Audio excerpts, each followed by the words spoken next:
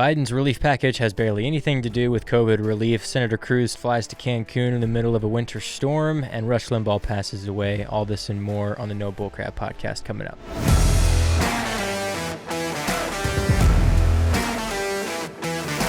All right, welcome back to the No Bullcrap podcast, guys. Been a while since I've done one of these, and I'm excited to get back into doing them again.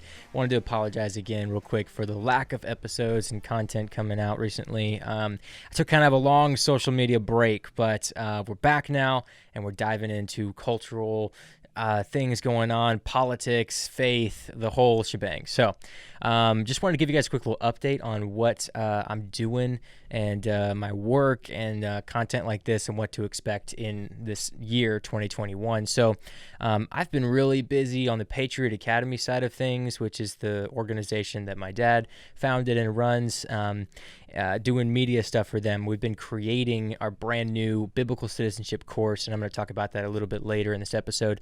But so I've been kind of swamped with media work on that side of things. So I haven't been able to do a lot of this, but I am hoping to get back to at least a weekly podcast episode, talking about cultural things going on, headlines, COVID, politics, the presidency, Biden, all of it. So anyway, with that said, just wanted to say thank you for watching and listening, and let's get into the content. First up, what the heck happened to Texas? Dude, this freaking winter storm going through Texas, man, just absolutely devastating. If you're not from Texas, and really any of the other states in the South that were affected by this, and I know mainly kind of just what's going on in Texas. Thankfully, my family is in a part of Texas that wasn't hit too bad, and we got through just fine. Didn't have any pipes burst. Electricity was just, rotating blackouts like everybody else was having, but thankfully was not hurt too bad by the storm itself. Now, the guys in my family, we were all actually in Nevada doing a constitutional defense frontside course that I'll also talk about later at the end of this podcast. But we were doing a course once the storm hit and weren't able to get back home to Texas until like yesterday. We literally got home yesterday, and after all the bad stuff has already passed. And my mom is such a pioneer woman, and she got the rest of the family who was here through it all. And they were huddling together in the home to try to stay as warm as they could. I think it got to about 5 degrees. I think it got into the negatives at one point, they were saying, but they pushed through because they're tough. They're Texans, and we like to take a challenge head on and just push through. So they did it. They got through, and I know that is unfortunately not the story of a lot of Texans. In fact, we've had, I think, 30 plus deaths due to this winter storm in Texas alone. So definitely be praying, guys, for the South, for Texas, and just everybody affected by this weather. And in terms of just Texas politics a little bit here for you, when it comes to the issues with the power grid and the people running that, I read an article by Texas Daily, I think it was, Texas Daily Caller, and it was basically saying that you can't really blame anybody for the power grid failures because we're not ever prepared for something like this. This is an historic winter storm through Texas. But in my opinion, I think you can kind of blame Craig Abbott for shutting the state down like he did for so long. And if we were able to be working in a normal capacity, we probably would have been a little bit more prepared for something like this. So it doesn't really make a lot of sense to me that we can just kind of say we weren't prepared for this. So what, move on, we learn. I think there's a little bit to say that we were not working at full capacity, and we probably could have been a little bit more prepared for this if we were. All right, so I'm going to steal a little segment from Matt Walsh. He's never going to watch the show, so who cares? Don't tell him, but he's never going to find out. So we're going to go into a new segment called 5 Headlines. All right, so number one, Biden's his COVID relief bill. It has absolutely nothing to do with COVID relief. Well, barely anything, if that. So, okay, you will not believe how much money this dude is trying to spend on a relief bill. $1.9 trillion. Trillion with a T. You cannot even mentally wrap your head around how much money that is. And looking at the national debt we have, this is only making it worse, swelling the balloon until it's going to pop eventually.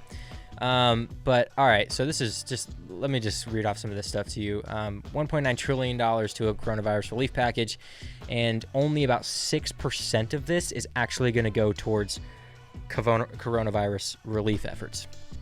1% of it is going towards vaccine distribution, and 5% is actually going towards pandemic-related health stuff. This is according to the Daily Wire. 15% of this package, $300 billion, is set aside for just purely liberal leftist policy agendas. Things like Obamacare, Biden just raised the minimum wage. This stuff has nothing to do with COVID relief, and they're putting it into this COVID relief bill. Why? Like, I have an honest question. Why are they getting away with this? Why can we not just keep it really simple? Just do one thing at a time with a bill. You want to do a coronavirus relief package? Just make a bill and a package that just does coronavirus relief stuff. Why are you trying to slip all this bullcrap into here? Freaking $300 billion for things like Obamacare subsidies and minimum wage, raising it to $15 an hour. And that's a whole nother conversation of why minimum wage is a stupid idea and doesn't work. But what really gets me going is why they're able to slip all this other stuff into relief packages. And nobody bats an eye. I mean, everybody on our side bats an eye, but the media, everybody on the left, this is normal to them. This is normal for them to put all of their effort into one bill and try to make it, they label it as a relief package, but it's not. They're slipping all this other stuff in it because they're sneaky, sly, little power-hungry, egocentric. I was about to say a bad word. All right, so that's the relief package. Let's move on here. Senator CRUZ flew down to CANCUN a couple days ago. He took his daughters down there. The way the media is spinning this is, CRUZ flies down to Cancun to vacation with his family, leaving the rest of Texas to suffer without power in Texas. Totally putting a false spin on what happened here. Now, let me just show you guys. I want to play y'all a video real quick. This is CRUZ responding to the heat that he's under, a conspiracy or whatever, that he left Texans to suffer in the power outages. Watch this. Now, in response, Senator CRUZ tonight did say, in retrospect, he might have made a mistake, adding in a statement, in part, wanting to be a good dad. I flew down with them last night, and I'm flying right back this afternoon, and he did. My staff and I are in constant communication with state, local leaders to get to the bottom of what happened in Texas. You went and you took your daughters to Cancun, and you came back. I think you can be a father and be the senator of Texas all at the same time and make a round trip, quick drop-off trip and come home. Well, Sean, that's right. And starting with what you opened with, you connected me with Joe early on before these storms actually even hit the state of Texas. And you reached out and I reached out to Governor Abbott and said, listen, this guy knows his stuff and you ought to talk to him, and we helped connect them. And, at the same time, Governor Abbott had already declared an emergency in all 254 counties all across Texas. And so I joined with John Cornyn in urging Joe Biden to declare a federal disaster to mirror the governor's request, which President Biden, to his credit, did. And so that was early on, right before these storms came. We knew they were serious. All right, so Sean said it perfectly. I mean, you are able to be a senator and be a father at the same time. And in retrospect, I think CRUZ came to the correct conclusion that it probably was a mistake to leave at that time. And as a senator, you want to be in your state with your constituents. You want to show that you've got their back. And so probably wasn't a good look initially. And I agree that he shouldn't have gone. But he made the right choice and came back. And he, if you put yourself in his shoes, it makes total sense that even if you planned on going for a weekend to work remotely, that's the world we live in. You can do that. You can go work remotely in a different country. That is just the world we live in. So it really makes no sense to me that even if he had stayed, that would have been a big deal worth throwing a fuss about. But in retrospect, like you said, better that he came home and kind of showed Texans that I am here. I'm standing with you guys. I got your back. I'm gonna suffer through this with y'all. But at the same time, as a father, I mean, do what's best for your family, man. Don't let your family suffer at the behest of just caring about your image. You know, I don't think CRUZ cares about his image more than he does his family. Not at all. In fact, I know he doesn't. But take care of your family. So I don't hold any grudge against the guy. But of course, the media is just going to throw him under the bus. The hypocrisy, though, on the left, I remember this because I'm older than 4 months. But I remember back in November last year when Austin Mayor Steve Adler went and vacationed in Mexico during the pandemic. And telling Austonians to stay home to help slow the spread, while he went to Mexico to vacation with his family and hold his daughter's wedding. Now, I don't think there's any problem with that. I think do whatever the heck you want, because the pandemic is not really that bad. And so I think you should just let people get back to life as normal and start traveling, and just let people do what they want, actually. If you want to wear a mask, get the vaccine, I don't care, whatever. But it's not wrong to go traveling in the middle of a pandemic if the pandemic is not as bad as it actually is.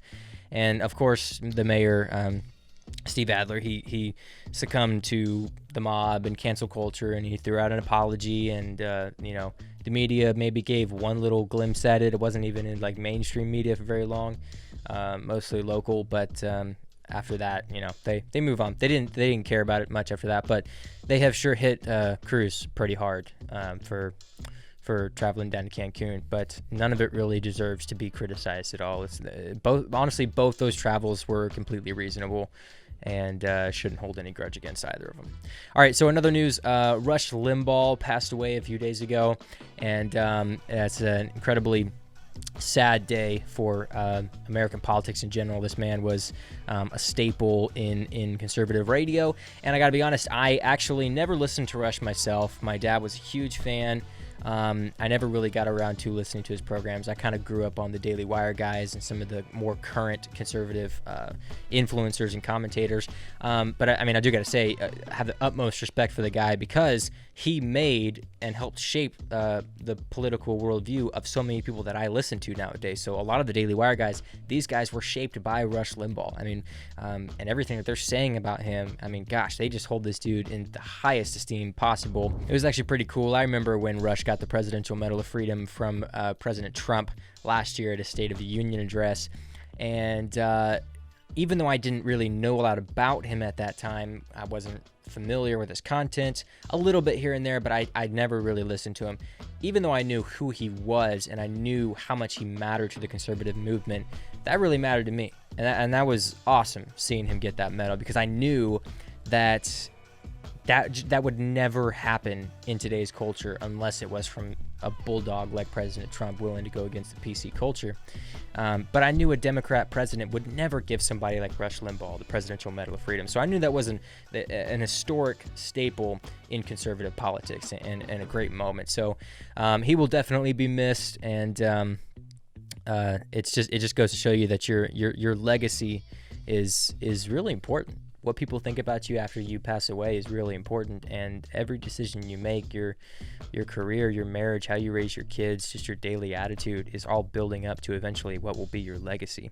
And he's leaving a good one. He's leaving a good one, because he is only being bragged on and held up in some honor. And then also, I just have to admire how he handled this last few years with his diagnosis, and really pushing through that with faith and confidence, and just the grit and the will to keep fighting all the way till the end. And he did. So you'll be missed, Rush, and it's a sad day when you lose somebody as important as Rush does. All right, so in other news, I just had to talk about this one because I'll just read it to you and let you hear. Let's see. Author Robin DiAngelo's, this is according to the Daily Wire, LinkedIn course of confronting racism. Quote, "Be less white, uncovering white fragility." Robin DiAngelo is best known for her 2018 book, White Fragility, Why Is It So Hard for White People to Talk About Racism, which later blah, blah, blah. Okay. She basically goes on to confront the basic tenets of whiteness and the bad parts of whiteness. Here's some of the things she offers as solutions to being less white. Be less aggressive, be less oppressive, be less arrogant, be less certain, be less defensive, be less ignorant, be more humble, listen, believe, break with apathy, break with white solidarity. Right, okay. Believe in what? Believe in your narrative? Believe in your worldview? Believe that I am inherently wrong and racist because of the color of my skin? That sounds pretty racist. Be less oppressive. Ooh, I didn't know I was oppressive. Thank you for pointing that out. Be less arrogant. Now, I think we can all agree. Karens need to be less arrogant. That's just a given. Be less certain. Be less certain. Certain of what is the question. Be less certain that I am always racist because of the color of my skin. It basically comes back to all of these things mean you are inherently racist just because you're white. Oh, I'm so sick and tired of having this conversation with people. Oh yeah, by the way, I'm just reading the rest of this article. She's white. Okay, first of all, so she's white, trying to tell everybody how to not be white.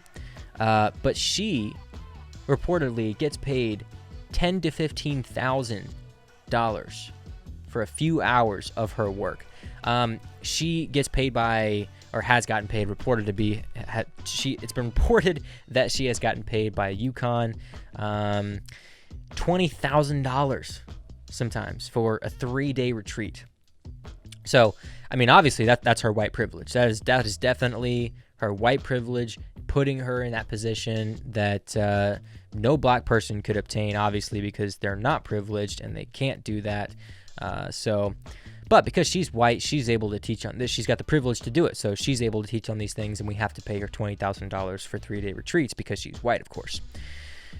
It actually could be that she's just stupid, and people are actually stupid enough to listen to her and pay her that money. That's also, an answer there, or a possible reason why this moron gets paid that much money. All right, the Washington Post had an article, and I just want to read you this article too.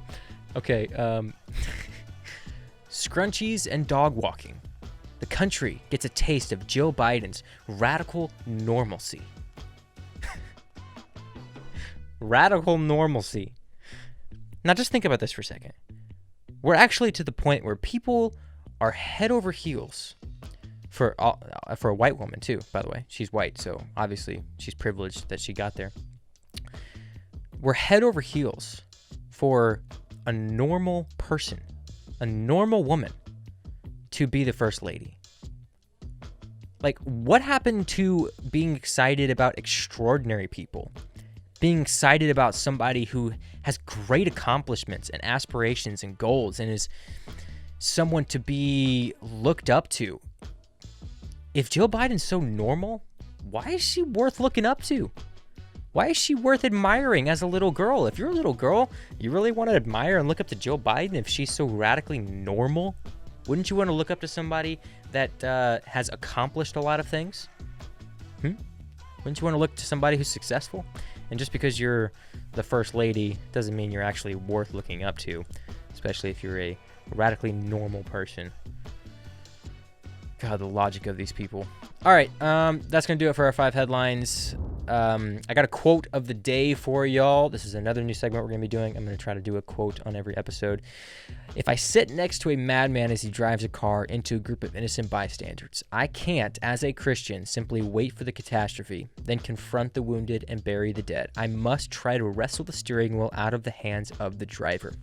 That was a quote by Dietrich Bonhoeffer, and I think it's very applicable to where Christian conservatives are nowadays. We're looking at the culture and America, and we're looking at how the left is taking a wrecking ball of failed ideologies and driving it straight towards the heart of what America is and our people.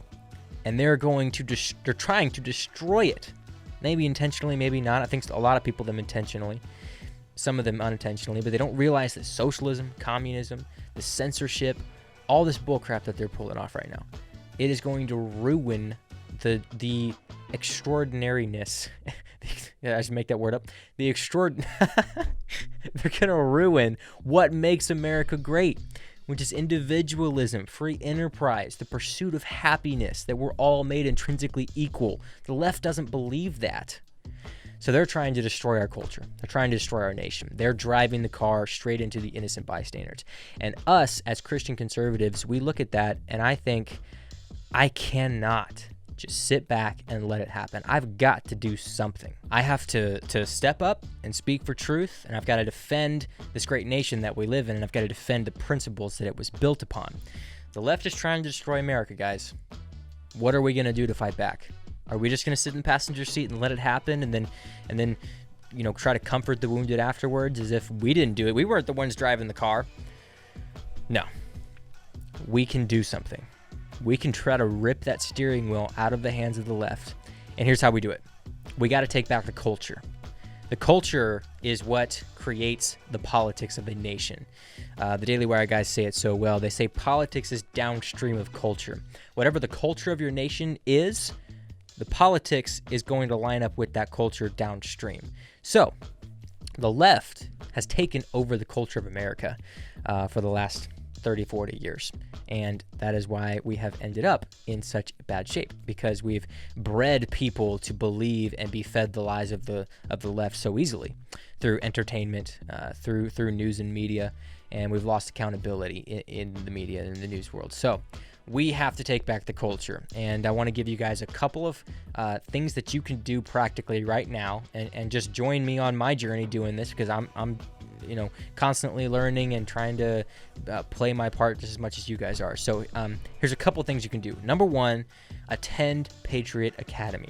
Patriot Academy, that's our 16 to 25-year-old political boot camp. We are going to train you on the political process and what it takes to be an effective Christian influencer in the political world. You come to us and we'll teach you communication skills. You're going to meet a great community of other like-minded conservative Christians like yourself, and you'll have a blast doing it, man. I mean, it's a lot of fun getting to debate on the actual committee rooms and actual state house floors of the state capitals that we're in. You're going to have a great time with it. So patriotacademy.com, go there, check that out, look up the boot camps, and look for more information on that.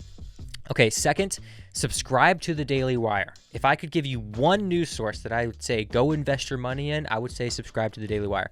Those guys are absolutely killing it right now, and they are doing exactly what we're talking about. They're taking back the culture. They are getting into the entertainment business. They released a movie a few months ago, and now they've partnered up with Gina Carano, who just got canceled and fired by Disney. She was a star in The Mandalorian, and now she had some conservative posts on Instagram, and the left and cancel culture just went after her. Absolutely destroyed her. So she's out of Disney. They fired her, and Daily Wire is now picking her up as a partner, and they're going to make a movie together. So they are doing exactly what needs to be done, and we have to support them. The only revenue they have to work with is Daily Wire subscribers. So if you really want to put your money where your mouth is, and you say you want to take back the culture and you want to be a part of all this, go subscribe to the Daily Wire. All right, my dad has the all-access membership, and I could easily just log in with his and watch everything they've got. But I went and bought my own, because if I'm going to put my money towards something, I want it to go towards the Daily Wire guys. So that is number 2 for you to do in terms of getting in the fight and taking back the culture. Okay, third thing, come with us to Frontsight. Frontsight and our partnership with them, Patriot Academy's partnership with Frontsight, that's where we do our constitutional defense course training. We'll teach you defensive handgun skills. You go through a 4-day class doing that, and then you'll also get some Constitution, Second Amendment training from my dad. Here's a quick little video on what that looks like.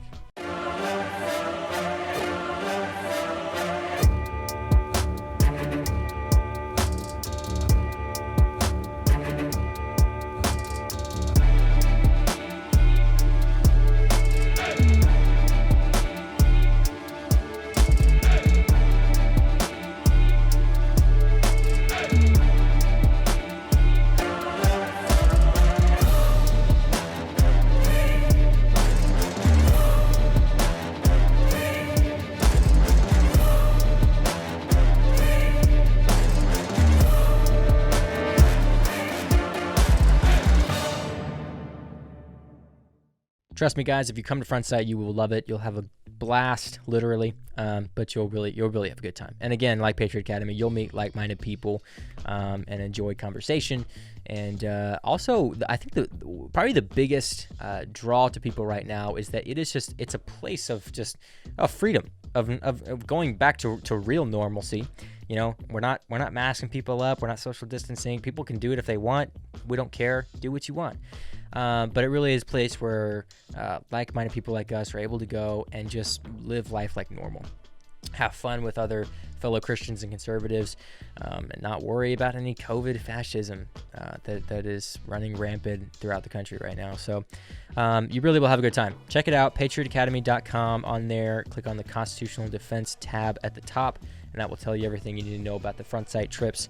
And then also wanted to say, if you want to get a comment read on the podcast, if you want me to answer some questions, go to the YouTube channel that is in my bio, in my website, the Green Family YouTube channel. You can also search it on YouTube, and comment on there, and that's where I'll be reading comments to answer on the podcast in future episodes. So again, that's in my website. Just scroll down and look for the Green Family YouTube channel, click on that, and then go to this episode on the YouTube channel and comment on there, and I'll read some comments on the next episode. So that's all I got for you guys. Thank y'all for listening and checking in. I hope to be ramping up the content more so going forward, trying to knock out about an episode a week right now. So I appreciate y'all checking in and listening. Make sure to share the podcast, subscribe to the YouTube channel, and you can listen as well on Apple Podcasts and Spotify. Thanks for listening, guys. Y'all be safe out there. See you in the next one.